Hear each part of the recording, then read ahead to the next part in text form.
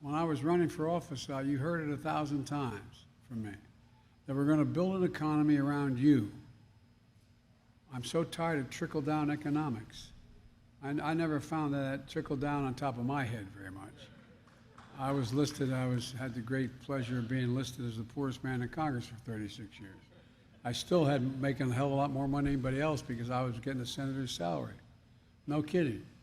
I didn't think you should make money while you're in office. But anyway, the point of it is this. An awful lot of people are hurting. It makes a big difference. It makes a big difference. The cost of a dozen eggs, the cost of a gallon of gasoline. It matters. It matters. So I concluded when I ran this last time that we're going to build this economy from the bottom up and the middle out. Because when that happens, everybody does well.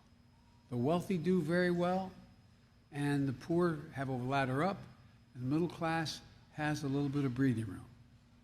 I grew up in a household where we lived in a split-level home, 3 bedrooms, 4 kids, mom and dad and a grandpapa lived with us.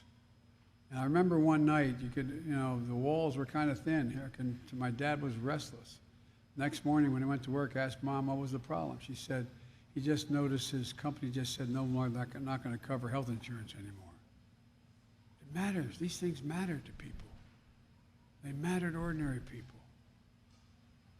We can, in fact, provide for anyone who has type 1 diabetes or a child, or 200,000 kids who have it.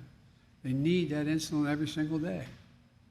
Average cost is $647 a month. Sometimes as low as $90 and as high as $1,000, depending where you are.